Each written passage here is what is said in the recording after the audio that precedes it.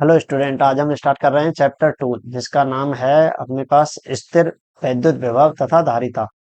तो इसमें आज हेडिंग डाल लेते हैं स्थिर वैद्युत विभव तथा धारिता। विभव तथा धारिता। देखो, चैप्टर जैसा कि अपने नाम से जाहिर है, स्थिर मतलब स्थिर वैद्युत मतलब स्थिर आवेश के कारण जो भी अपना हम स्थिर वैद्युत की पढ़ रहे हैं, तो ये इसका सेकंड पार्ट है। इसका फर्स्ट पार्ट हम कंप्लीट कर चुके हैं। अगर आपने नहीं देखा है तो आप उससे पहले कंप्लीट करें और इसके बाद ही इसे देखें। तो इसमें बेसिकली अब हम क्या करेंगे, पहले हम स्थिर ऊर्जा को पढ़ेंगे, फिर उसके बाद विभव को पढ़ेंगे, विभव के बारे में देखेंगे, फिर इसके बाद हम धारिता वाला कंसेप्ट क्लियर करेंगे और इसके जो भी डेरिवेशंस हैं वो हम कंप्लीट करते जाएंगे। तो सबसे पहले अब हम स्टार्ट कर रहे हैं। इसमें फर्स्ट हेडिंग डालिए स्थिर विद्युत स्थितिज ऊर्जा। तो इसमें हेडिंग डालिए विद्युत स्थितिज ऊर्जा। विद्युत स्थितिज ऊर्जा मतलब देखो इसमें क्या है, विद्युत स्थितिज ऊर्जा। हमने दो प्रकार की ऊर्जा पढ़ी थी, एक तो गतिज ऊर्जा, एक स्थितिज ऊर्जा। गतिज ऊर्जा तो क्या होती है, किसी किसी ऑब्जेक्ट के किसी ऑब्जेक्ट या वस्तु के गति के कारण प्राप्त होती है। लेकिन स्थिति ऊर्जा क्या होती है, ये उसकी स्थिति विन्यास के कारण प्राप्त होती है कि वो कहाँ पे स्थित है, उसका विन्यास किस प्रकार का है, उसके द्वारा अपनी अंतर्निहित ऊर्जा है वो क्या होती है, स्थिति ऊर्जा होती है। तो अपने पास यहाँ पे हमने देखा है कि स्थिर आवेश है, तो ये उसके विन्यास के कारण जो अपने संचित ऊर्जा है वो क्या होगी, स्थिर वैद्युत स्थितिज ऊर्जा होगी। अब इसको कैसे परिभाषित करते हैं कि ये ऊर्जा है वो है क्या, तो इसमें एक डेफिनेशन होती है। इसको हम कैसे देख सकते हैं, देखो अपने पास यहाँ पे कोई स्थिर आवेश है। क्या है, कोई स्थिर आवेश है प्लस क्यू, ये रहा। अब इसका एक अपना क्षेत्र होगा, जो कि क्या होगा, कौन सा क्षेत्र होगा, स्थिर आवेश के कारण कौन सा क्षेत्र उत्पन्न होता है, स्थिर आवेश के कारण जो क्षेत्र बनेगा वो कौन सा क्षेत्र होता है, उसको हम बोलते हैं विद्युत क्षेत्र। विद्युत क्षेत्र, विद्युत क्षेत्र। अगर यह आवेश गतिशील अवस्था में होता तो कौन सा क्षेत्र और उत्पन्न होता, विद्युत क्षेत्र भी होता और चुंबकीय क्षेत्र भी होता। तो जो स्थिर आवेश है इसमें जो क्षेत्र उत्पन्न होगा, विद्युत क्षेत्र, उसमें कोई बिंदु है पी। कोई बिंदु कहाँ है, पी बिंदु है। हम इस बिंदु पर इस आवेश के कारण स्थितिज ऊर्जा ज्ञात करने वाले हैं। तो उसको कैसे परिभाषित करेंगे, देखो ये ऊर्जा है, तो मैं ये कह देता हूं कि कोई अनंत पर कोई आवेश है क्यू। कितना आवेश है, क्यू आवेश है, स्मॉल क्यू आवेश है। तो अगर इस आवेश को इस बिंदु पर लेके आए, क्या ये स्वतः आ जाएगा। देखो इसका अपना क्षेत्र है, समझना ध्यान से। इस स्थिर आवेश का एक अपना क्षेत्र है। अपना क्षेत्र क्या है कि इसके फील्ड में जैसे ही कोई धनात्मक आवेश आता है ये उसको प्रतिकर्षित करने का हर बार प्रवृत्ति रहती है इसकी।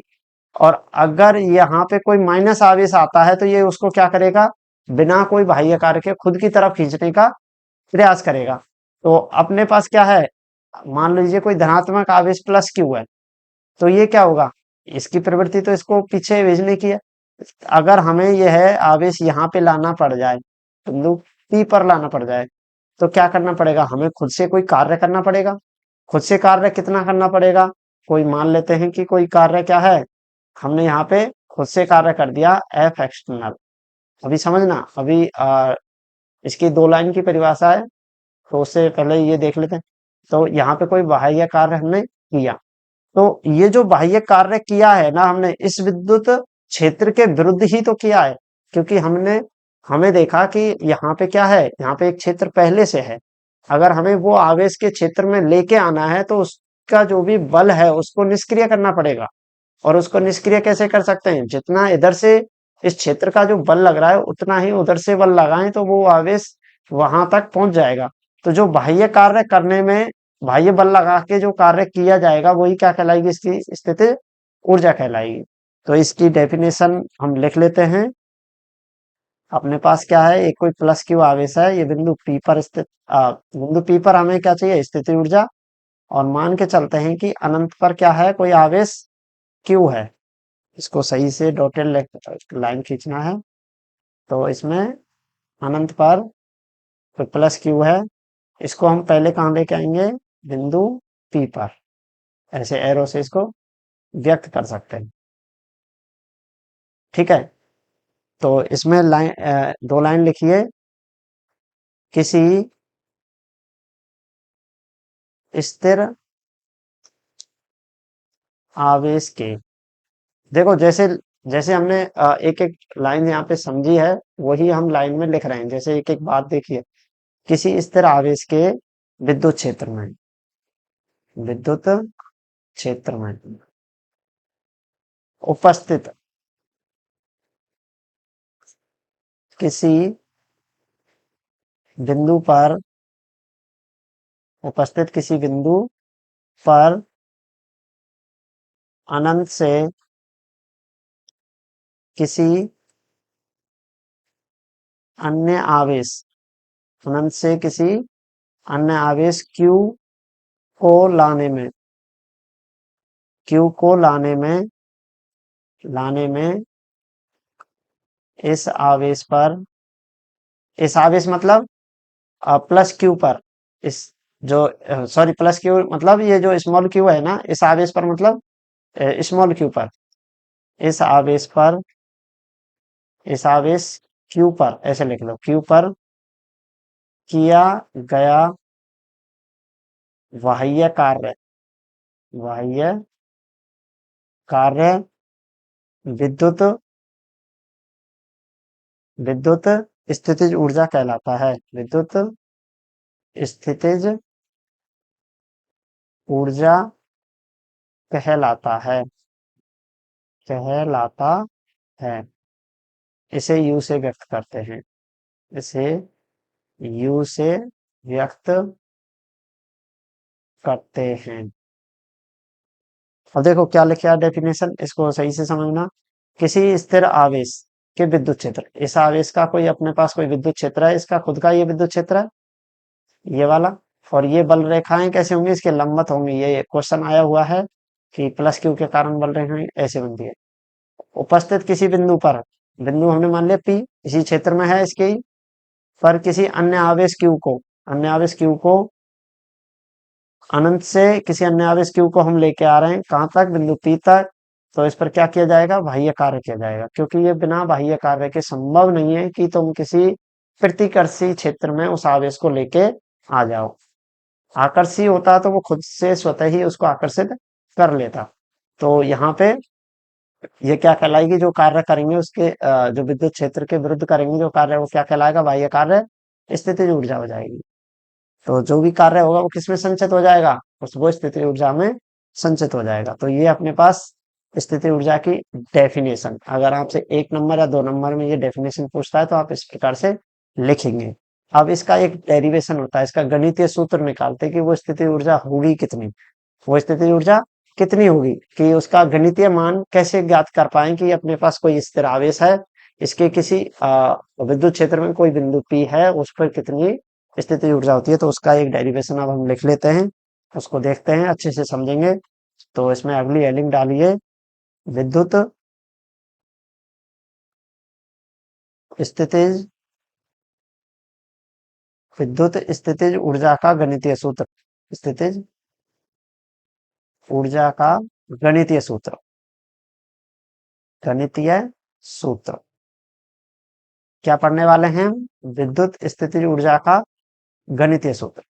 अब गणितीय सूत्र क्या होगा, हमें ये परिमाण, ये उसका वो अंकिक मान बताएगा, ये उसकी मात्रा बताएगा कि हाँ इतना, इतनी स्थिति ऊर्जा, इतनी जूल ऊर्जा हमें आवश्यक है।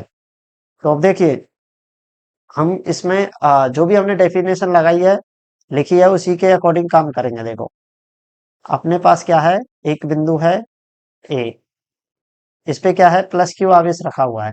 ठीक है। अब मैं कह देता हूं कि मुझे पी बिंदु पर क्या चाहिए, स्थितिज ऊर्जा चाहिए। कहाँ पे चाहिए, बिंदु पी पे चाहिए। तो मैं पी पे चाहिएगी स्थिति ऊर्जा, तो मैं क्या करूंगा, अपने पास एक ही बात है यहाँ पे कि हम देखेंगे कि कोई अनंत पे क्या रखा है, कोई आवेश रखा हुआ है अनंत पर, प्लस स्मॉल क्यू आवेश। क्या आवेश? स्मॉल क्यू आवेश रखा हुआ है। अब इस आवेश को हम क्या करेंगे, सबसे पहले यहाँ पे ना लाके इसको पहले हम यहाँ पे लेके आ जाएंगे, क्योंकि इसको गणितीय रूप में हमें मान चाहिए। तो मैं मान लेता हूं कि यहाँ पे कोई बिंदु आर स्थित है। यहाँ पे क्या है, एक अन्य बिंदु आर है। तो सबसे पहले कहाँ लेके आ रहे हैं इसको? इसको हम कहाँ लेके आ रहे हैं? इसको आर पे लेके आ रहे हैं। तो इसको सबसे पहले कहाँ पे लेके आएंगे? आर पे लेके आएंगे। इसको ड्रा तो नहीं करना है, वैसे ही समझ लेंगे। तो आर पे लेके आएंगे, सबसे पहले कहाँ पे लेके आएंगे? इस आर पे लेके आएंगे, यहाँ पे। जब यहाँ पे आ जाएगा तो जो भी बाह्य बल लगेगा वो किसके बल के बराबर होगा? देखो सबसे पहले मैं स्टेप बता रहा हूँ कि इसको हाँ, कैसे निकालेंगे। पहले आर पे लेके आएंगे। जब आर पे आने के बाद एक प्रतिकर्षी बल लगेगा। प्रतिकर्षी बल लगेगा। प्रतिकर्षी बल क्यों लगेगा?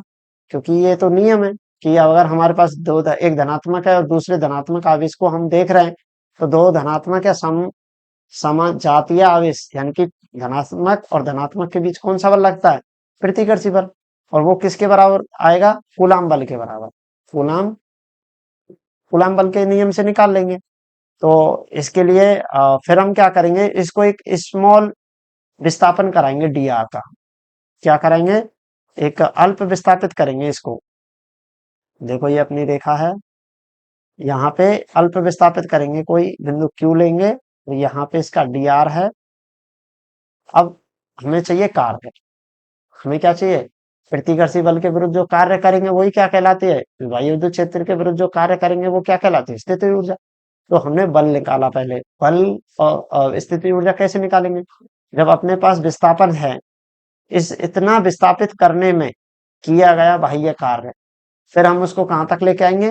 बिंदु P तक लेके आएंगे। तो हम फिर ज्ञात कर पाएंगे कि स्थितिज ऊर्जा कहाँ तक निकाली है। बिंदु P पर लाने के लिए कितनी स्थितिज ऊर्जा की जरूरत होगी, वो निकाल पाएंगे। अभी ये इतना समझ नहीं आएगा, इसके लिए स्टेप स्टेप से लिख लेते हैं।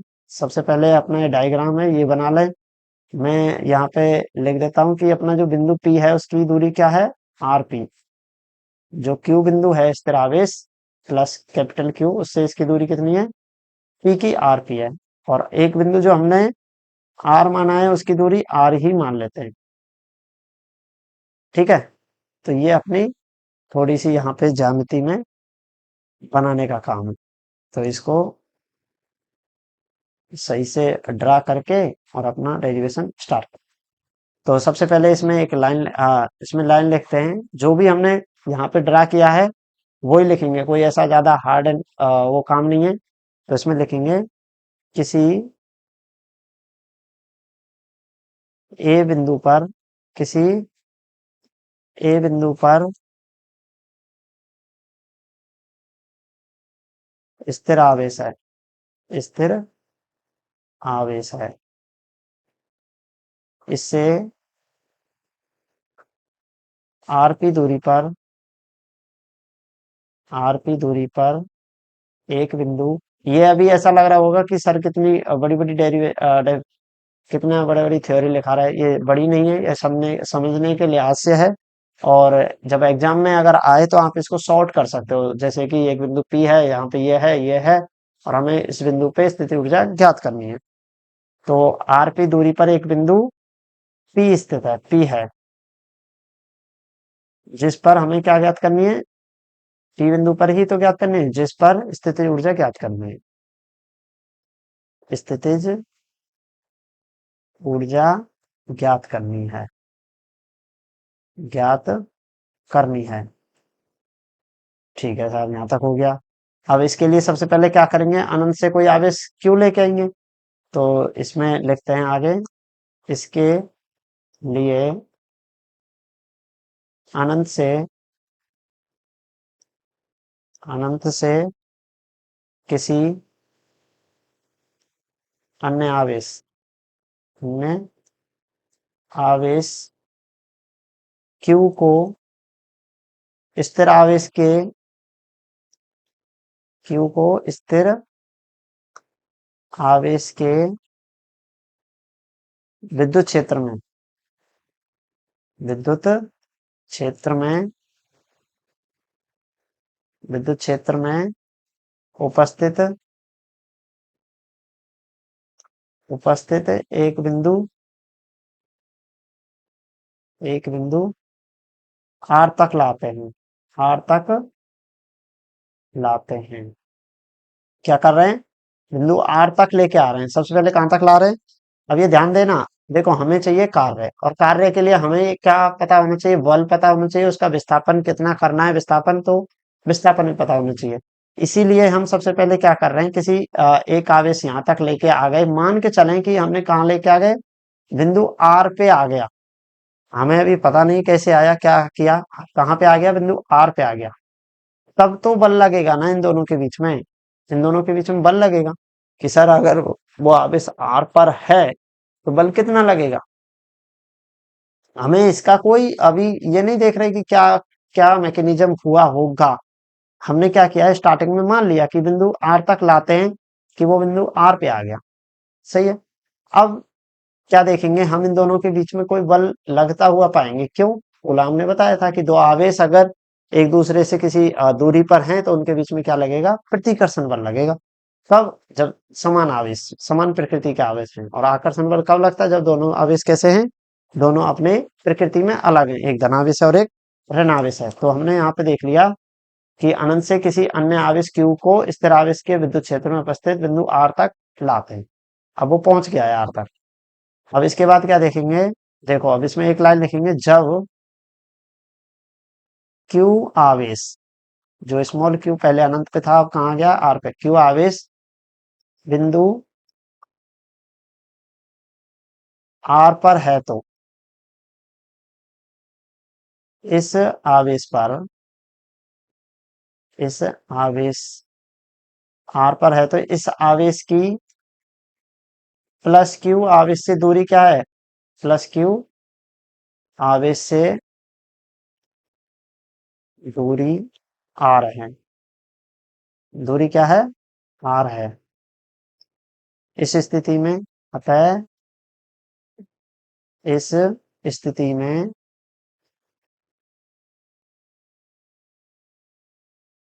Q आवेश पर, Q आवेश Q आवेश पर प्रतिकर्षण बल लगेगा, प्रतिकर्षण बल लगेगा। ये लो साहब, हमने क्या किया कि प्रतिकर्षण बल लगेगा, हमने वो बातें लिख दी है। तथा लगने वाला प्रतिकर्षण बल, लगने वाला यह प्रतिकर्षण बल, प्रतिकर्षण बल किस नियम से निकालेंगे, कूलाम नियम से। कूलाम नियम से निम्न होगा, निम्न होगा। और कूलाम का नियम कब पढ़ा है हमने, चैप्टर नंबर 1 में पढ़ा है, पहले चैप्टर में पढ़ा है कि दो आवेशों के मध्य जो बल लगता है वो क्या होता है, कैसे निकालते हैं। F बराबर क्या आता है, F बराबर K Q1 Q2 अपन में आर स्क्वायर, आर स्क्वायर उनके बीच की दूरी है। Q1 पहला आवेश है, Q2 दूसरा आवेश है। तो अपने पास पहला आवेश तो कैपिटल Q है, दूसरा आवेश स्मॉल q है। अब उन दोनों के बीच की दूरी बताना मुझे कितनी है। देखो दोनों के बीच की दूरी हम यहाँ पे मान के चल रहे हैं ना कि पहले आवेश कहाँ आ गया, R पे। तो अब इन दोनों के बीच की दूरी क्या है, R। तो अपने पास क्या आ जाएगा, कूलाम के लिए दूरी क्या आ जाएगी, R। अब इसकी दिशा किधर होगी मुझे बताना, दिशा।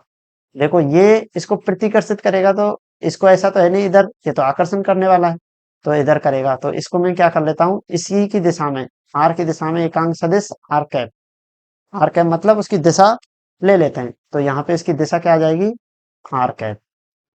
तो ये अपने पास क्या आ गया, एफ ई, इलेक्ट्रिक फील्ड, विद्युत बल। जो लगने वाला प्रतिकर्षण बल है वो क्या आ गया, विद्युत बल। अब इसको समीकरण नंबर 1 डाल देते हैं, इसको मैं समीकरण नंबर 1 डाल दूंगा। ठीक है, यहां तक आ गया। अब अपने पास क्या रहेगा, देखो अब हमें तो क्या चाहिए, हमने देखा कि ये बल, प्रतिकर्षण लगने वाला बल किधर है, इधर। जबकि हमें क्या चाहिए, इस आवेश को किधर लेके आने वाले हैं, इधर लेके आना है। क्यों, हमें कहां तक लाना है, इसको P तक। और जबकि ये बल किधर ले जा रहा है, इसको इधर। विपरीत दिशा में, तो हमें क्या करना पड़ेगा, एक बाह्य कार्य करना पड़ेगा। कि बाह्य कार्य मतलब एक बाह्य बल लगाना पड़ेगा कि नहीं, आवेश को इधर खींचना है। आवेश तो इधर, आवेश किधर आ रहा है, इधर आ रहा है, ऑटोमेटिकली इधर आ रहा है, जबकि आवेश हमें किधर पहुंचाना है, इधर। तो इसके लिए हमें क्या करना पड़ेगा, एक बाह्य बल लगाना पड़ेगा, और यह बाह्य बल किसके बराबर हो जाएगा, ये बाह्य बल इसी प्रतिकर्षण जो लग रहा है उसी के बराबर लगाना पड़ेगा, तभी तो ये रुक पाएगा यहीं पे। फिर हम इसको विस्थापन देंगे कितना, डी आर, तो कार्य निकाल पाएंगे। तो इसमें सबसे पहले अब लाइन लिख लेते हैं, लेकिन इसमें लिखेंगे लेकिन आवेश Q को, आवेश Q को इसमें लिखेंगे विद्युत क्षेत्र में स्थित, तो क्षेत्र में स्थित बिंदु R से Q तक, Q तक मतलब अल्प विस्थापन, अल्प विस्थापन कितना है, डी आर। डी आर करने के लिए Q तक, ऐसा लिखिए, लाने के लिए, लाने के लिए इस पर, इस पर, इस पर R से Q की दिशा में बाह्य बल, बाह्य बल लगाना पड़ेगा, एफ एक्सटर्नल, एफ एक्सटर्नल लगाना होगा। यह बल एफ ई के बराबर होगा, बराबर व विपरीत दिशा में होगा, विपरीत दिशा में होगा। तो क्या आ जाएगा, देखो अपने पास एक बाह्य बल जो हमने लगा रहे हैं एफ एक्सटर्नल, ये क्या आ जाएगा, किसके बराबर होगा, जो विद्युत बल लगा है उसी के बराबर, लेकिन विपरीत दिशा में। तो हमने क्या कर दिया, इसको ऋणात्मक कर दिया। अब समीकरण एक से क्या कर देंगे, मान रख देते हैं। तो इसमें आ जाएगा minus K Q Q upon में आर स्क्वायर आर कैप। तो ये क्या आ गया अपने पास, एफ एक्सटर्नल। यहाँ तक कोई दिक्कत नहीं है। अब क्या करेंगे, हम क्या कर रहे हैं, अल्प विस्थापन, तो कार्य निकाल पाएंगे। होता है अल्प विस्थापन डी आर में किया गया कार्य, किया गया कार्य, कार्य भी कैसा, बाह्य कार्य, ये भी लिख लेते हैं, किया गया बाह्य कार्य। तो बाह्य कार्य कितना होगा देखना, बाह्य कार्य अपना आ जाएगा, अब अल्प विस्थापन है इसलिए हम इसको क्या लिखेंगे, डब्ल्यू एक्सटर्नल। कितना आ जाएगा, बाह्य कार्य, कार्य क्या होता है, बल डॉट विस्थापन, तो बल हो गया एफ एक्सटर्नल, डॉट प्रोडक्ट करेंगे किसके साथ, डी आर वेक्टर के साथ। क्यों, बल इंटू विस्थापन होता है, बल डॉट प्रोडक्ट होता है, क्योंकि कार्य कैसी है, अदिश राशि। तो यहाँ पे अपने पास क्या आ गया, अपने पास आ गया डब्ल्यू एक्सटर्नल निकाल लिया। अब इसमें क्या करते हैं, मान रख देते हैं और इसको सॉल्व कर लेते हैं। अपना मेन काम तो हो गया, इतना ज्यादा नहीं है। तो इसका मान आ गया के क्यू क्यू अपॉन में R square dot R cap dot D R vector. अब यहाँ पे minus K Q Q upon में आर स्क्वायर, यहाँ पे अपने पास क्या आ जाएगा, R cap dot D R vector क्या होता है, डी आर। क्यों, परिमाण ही तो है। देखो यहां से अगर हम देखा जाए, ये क्या है, दिशा, और इसमें डी आर वेक्टर है, तो इन दोनों की दिशा एक ही दिशा में है, तो आर कैप, और इसको डी आर को मैं आर कैप लिख लेता हूँ। देखो इसको समझने का एक ही तरीका है, मैं ऐसे लिख सकता हूँ, R cap dot D R R cap, क्योंकि एक वेक्टर को क्या लिख सकते हैं, परिमाण और कैप के रूप में। अब डी आर तो बाहर आ गया, और R cap dot R cap, दोनों वेक्टर एक ही दिशा में है, तो इसका मान एक हो जाएगा। तो कितना आ गया, डी आर। तो यहां से हमने डी आर लिख दिया। और ये क्या निकाला है, ये अल्प कार्य तो निकला है एक्सटर्नल। अब इसको समीकरण 2 दे देते हैं। समीकरण 2। अब क्या करेंगे, अब हमें आवेश तो कहाँ से लेके आना था, देखो अब हम समाकलन का उपयोग लेंगे। हमें आवेश तो कहाँ से लाना था, अनंत से। कहाँ से, अनंत से कहाँ तक, आर की दूरी तक। अब हमें कहाँ से कहाँ तक लाना था, अनंत से आर की दूरी तक। तो क्यों ना एक ही बार में इसका समाकलन का काम में लेके अनंत से और कहाँ तक लेकर समाकलन कर दें, आर की दूरी तक। तो ये लिख देते हैं, यदि आवेश Q को अनंत से बिंदु P, बिंदु P मतलब आर की दूरी, हाँ बिंदु P मतलब आर की, बिंदु P पर, बिंदु P पर लाया जाता है तो इस स्थिति में, इस स्थिति में किया गया कुल बाह्य कार्य, कुल बाह्य कार्य क्या हो जाएगा, डब्ल्यू एक्सटर्नल। कहाँ से, अनंत से और कहाँ तक, आर की दूरी तक। तो अपने पास आ जाएगा, किसका करना है, अल्प जो कार्य कर रहे थे उसका समाकलन कर देंगे। और ये हमने नॉर्मल है करते आए हैं, तब इसमें मान रख देंगे समीकरण 2 से।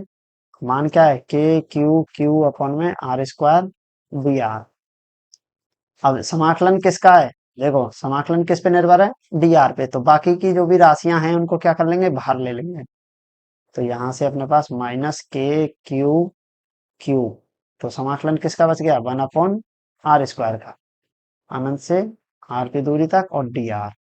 अब हम इसका समाकलन देखो, इसका समाकलन क्या है, इसको हम 1 अपॉन आर को ऊपर ले जाके लिख सकते हैं -2। और समाकलन हमने क्या पढ़ा है, आर की घात एन का, हम पढ़ के आए हैं आर के सापेक्ष में समाकलन आर की घात n+1 बटे n+1, ऐसा ही पढ़ा है। तो मेरे को बताना आर की घात -2 कितना हो जाएगा, आर की घात -2 +1 और -2 +1। तो ऐसा आ जाएगा इसका, नीचे से माइनस चिन्ह आएगा तो मैं उसको माइनस ऊपर लिख देता हूँ, और नीचे आए इसकी घात बचेगी, चलो इसको शुरू से सही से लिख देते।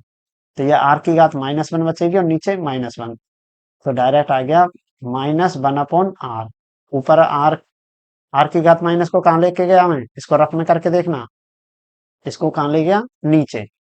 तो इसका समाकलन कितना आ रहा है, -1/r, किसने का, आर स्क्वायर का। तो मैं ये डायरेक्ट लिख देता हूँ। तो यहां से आ गया अपने पास, इसको ऐसे साइड में लिख लेना, साइड में बॉक्स बना देना।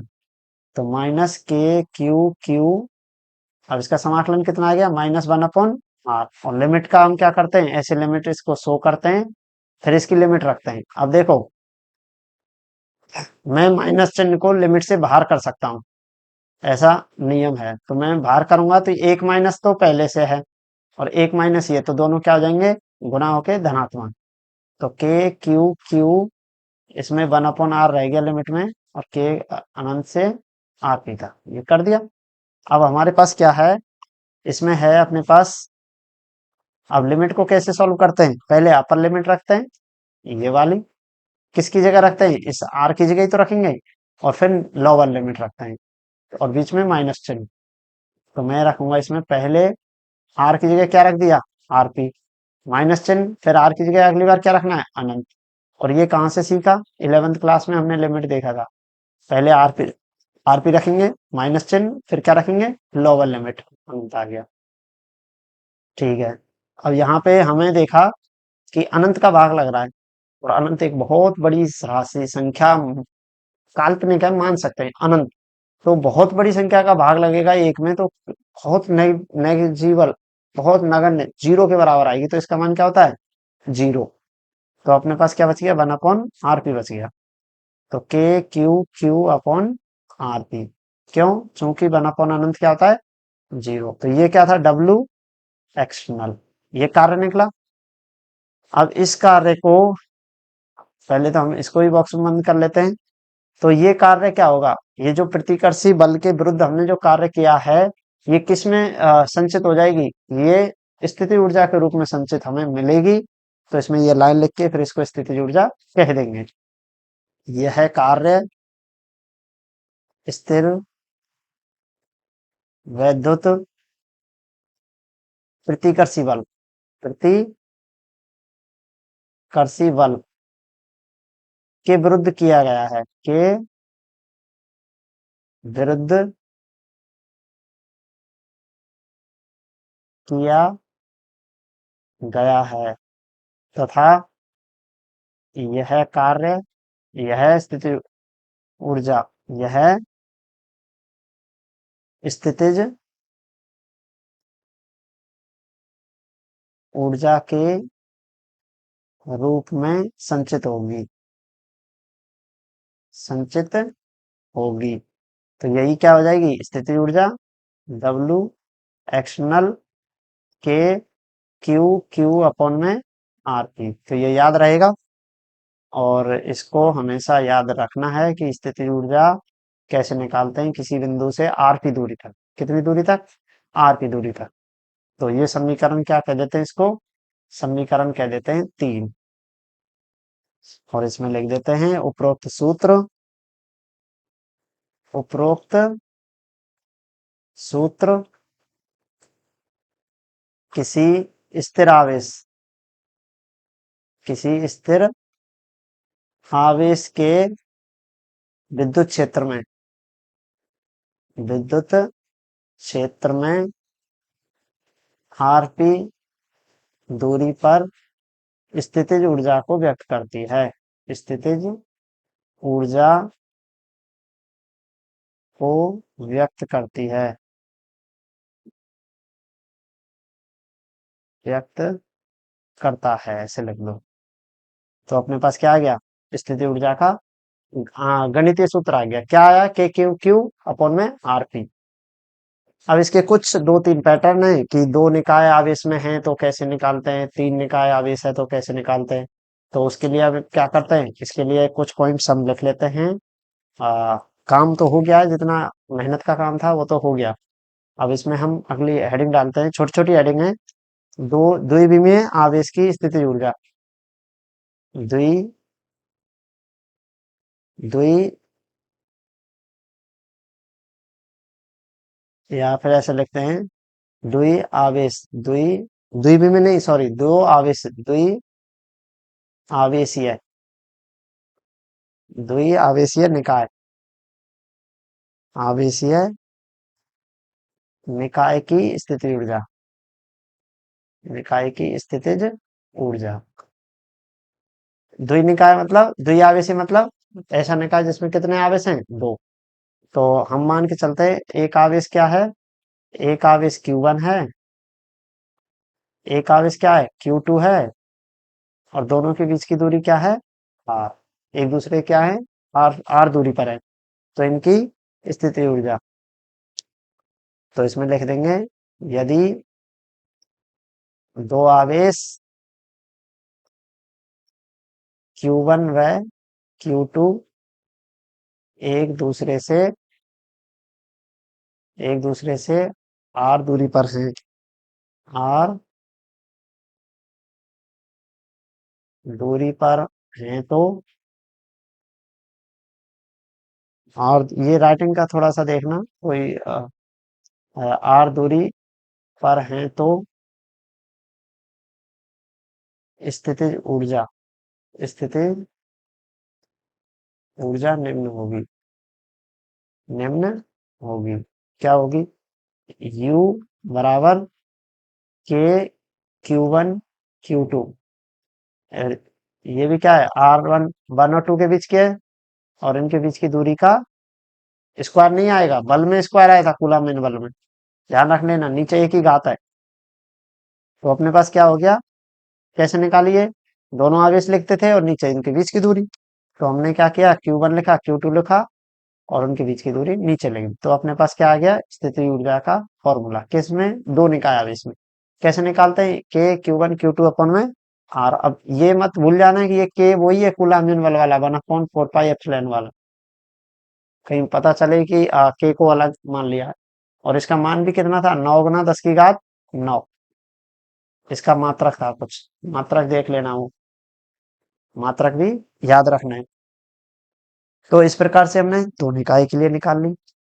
अब काम आसान है, ज्यादा मेहनत वाला नहीं बचा, सीधा सीधा दो निकाय के लिए। अब मैं बोलूं कि तीन निकाय के लिए, सर अब तो दो का निकाल लिया, तो तीन का भी आराम से निकाल लेंगे। देखो अब हेडिंग डालो त्रिनिकाय के लिए। त्रि आवेशीय निकाय की स्थिति ऊर्जा, निकाय की, ये क्वेश्चन एज इट इज पूछे जा सकते हैं। स्थितिज ऊर्जा कैसे करेंगे? अब अपने पास तीन आवेश हैं। एक आवेश में मान लेता हूँ Q1 है, एक आवेश Q2 है, और एक आवेश Q3 है। अब मैं कह देता हूँ कि R1 और 2 के बीच की दूरी क्या है, R12। 2 और 3 के बीच की दूरी R23, और 1 और 3 के बीच की दूरी R31 है। दूरी बता दी। अब हम क्या देख रहे हैं कि इसके और इसके बीच की स्थिति ऊर्जा तो हम क्या पढ़ते आए, 1 और 2 के बीच में कि U12। तो मैं कह देता हूँ 1 और 2 के बीच में ऊर्जा जो लग रही है वो क्या है, U12, क्योंकि हमने ऊपर ही देखा है। और 2 और 3 के बीच में लग रही है जो U23, और 3 और 1 के बीच में U31। तो तीन स्थितिज ऊर्जा यहाँ पे लग रही होंगी, एक तो इसके बीच में, एक इसके बीच में, और एक इनके बीच में। तो हम क्या चाहिए, हमें क्या चाहिए, निकाय की स्थिति ऊर्जा चाहिए। तो हमें क्या चाहिए, कुल ऊर्जा चाहिए। और कुल ऊर्जा कैसे कैसे चाहिए, एक तो कुल ऊर्जा चाहिए, मतलब पूरे निकाय की कुल ऊर्जा चाहिए। तो कैसे निकाल लेंगे, सारी जितनी भी ऊर्जा, ऊर्जा अदिश राशि है, ध्यान रखना मैंने क्या बोला, अदिश राशि है। ऊर्जा सदैव कैसी है, अदिश। तो इसको हम सामान्य तौर पे सीधा जोड़ सकते हैं, दिशा को कोई फर्क नहीं पड़ता। तो निकाय की कुल ऊर्जा क्या हो जाएगी, सभी ऊर्जाओं का योग। तो इसमें हम लिख देंगे, अतः कुल स्थितिज ऊर्जा, अतः कुल स्थितिज ऊर्जा, स्थितिज ऊर्जा क्या आ जाएगी, यू बराबर आ जाएगी, देखो एक तो 1 और 2 के बीच की स्थितिज ऊर्जा, 2 और 3 के बीच की, और 3 और 1 के बीच की। तीन ही तो आवेश है, पहले 1 2 आवेश के बीच की, फिर 2 3 आवेश के बीच की, फिर 3 और 1 आवेश के बीच की। तो यहां से हमने निकालो। अब इनके मान क्या है, इनके मान हमने द्वितीय आवेशीय निकाय में जो पढ़े हैं उससे लिख सकते हैं ऐसा, दोनों आवेश के बीच गुणन और उनके बीच की दूरी का भाग। तो इसी को सेम इससे लिख देते हैं। तो इसमें क्या जाएगा, के 1 2 के बीच की है तो के Q1 Q2, इनके बीच की दूरी क्या है, R12।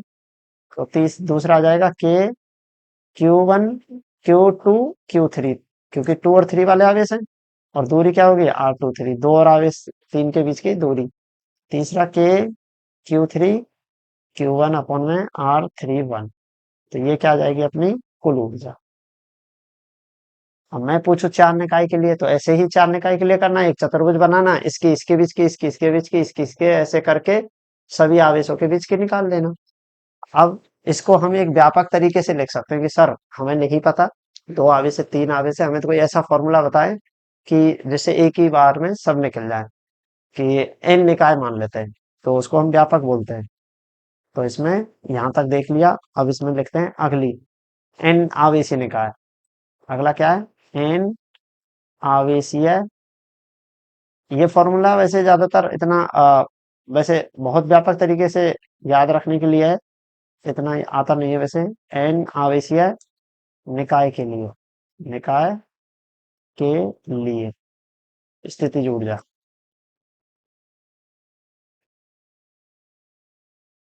अब देखो इसमें जो हमने ऊपर किया है ना, बस उसी को ध्यान में रखना है, और इसका फॉर्मूला बनेगा। एन आवेश होंगे, एन मतलब एन संख्या को बता रहे हैं, 10 आवेश हैं, 15 आवेश हैं, 5 आवेश हैं, ऐसे संख्या को बता रहे हैं। तो देखो इसमें क्या रहेगा, मैंने ऊपर वाले फॉर्मूले में क्या किया है, क्रम से चलाऊ ना, 1 2 2 3 3 1। ऐसे अगर एन होते तो मैं क्या चलता, मैं इसको यहां से चलता 3 4 4 5 5 6, और फिर लास्ट में ऐसे आ जाता, पहला और लास्ट का। तो अपना इसमें देखना कभी ऐसा आया है कि 1 1 आया हो, नहीं आया। तो हमें फॉर्मूला ऐसा लिखना है जिसमें क्या होते हैं, एक तो उनके मान कभी समान नहीं होते, और जितने भी संभव मान है वो लेने हैं। और एक और बात, हमने केवल 1 2 एक ही बार लिखा है, तो हम इसका फॉर्मूला लिख रहे हैं, देखो कैसे। के क्यू क्यू अपॉन में आर। हम इसको आई मान लेते हैं, इसको जे मान लेते हैं। अब इन दोनों के बीच की दूरी सेम आ रही है, ऊपर नीचे देखना। इसमें 1 2 लिखा है, इसमें भी 1 2 लिखा है, तो मैं इसको भी क्या लिख देता हूँ, आई जे लिखा है तो इसको आई जे। अब ऐसे इसका क्या करना है, समेशन। समेशन का मतलब है जितने संभव योग है ना, इसको क्रम से जोड़ते जाएंगे। तो क्या क्या लगाना पड़ता है हमें, समेशन का चिन्ह। तो आई और जे का मान कहाँ से शुरू करना है, एक से। अब देखो, एक रखा, जे का मान भी एक होगा क्या, नहीं सर, क्यों, समान नहीं होने चाहिए, अलग अलग होने चाहिए। तो मैं यहाँ पे एक बात और लिख देता हूँ, आई और जे के समान मान नहीं है, आई नॉट इक्वल टू जे।